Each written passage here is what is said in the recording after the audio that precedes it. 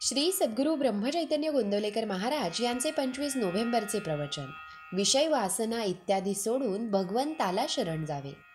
भगवंताचे अस्तित्व जिथे पाहावे तिथे आहे. भगवंताचे मर्म ओळखायला मी कसे वागावे हे प्रथम पाहावे.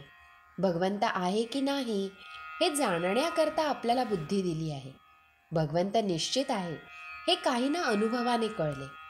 आपण त्यांचे आप्तवाक्य प्रमाण मानले.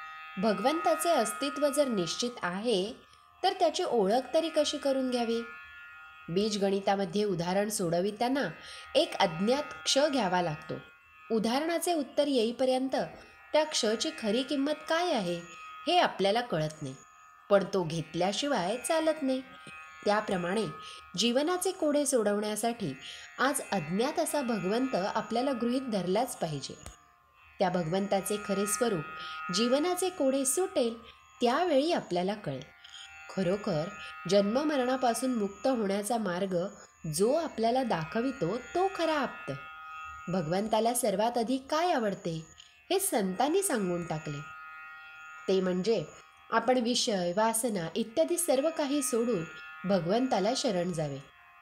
आपण नेहमी विषयांनाच शरण जातो. भगवंताला जो शरण गेला त्याला जगाची भीतीच नाही उरत. सर्व चमत्कार करता येतात, पण भगवंताला शरण जाणे फार कठीण आहे.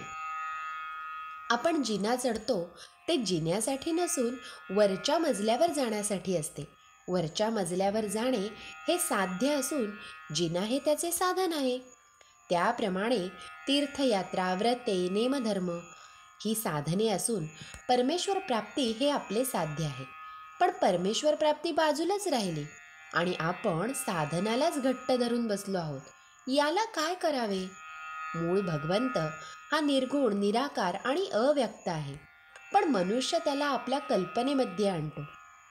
आपल्या ठिकाणी असणारे गुण पूर्णत्वाने त्या भगवंताच्या ठिकाणी आहेत अशी आपण कल्पना करतो. याचा अर्थ असा की आपण प्रथम भगवंताला जडामध्ये पाहतो आणि मग त्याच्या नामाकडे जातो. भगवंताने केलेली ही सृष्टी आहे तशी सर्व जरूर आहे. तिच्यामध्ये बदल करायला नको. बदल आपल्यामध्ये करायला हवा. आपले सगळे जीवन जर भगवंताच्या हातामध्ये आहे तर मग जीवनातल्या सर्व घडामोडी त्याच्याच हातात आहेत यात शंका कोणती. झाडाच्या मुळांना पाणी घातले की त्याच्या सर्व भागांना ते पोहोचते. तसे भगवंताचा विसर पडू न दिला म्हणजे सर्व काही बरोबर होते.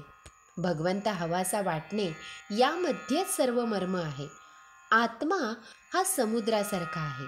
त्याचा अगदी लहान थेंब त्याप्रमाणे हा जीव आहे. त्याची ओळख होऊन आत्म्याशी समरस होणे हेच खरे तत्वज्ञान आहे. या आत्म्याचे नित्य स्मरण ठेवून आनंदात असावे. श्रीराम समर्थ. संतांनी नामस्मरण रूपी नाव आपणास दिली आहे. त्यात विश्वासाने बसू. संत कर्णधार आहेत. ते आपणास पहिलं पार नेतील. श्री सद्गुरू ब्रह्मचैतन्य गोंदवलेकर महाराज की जय. जय जय रघुवीर समर्थ.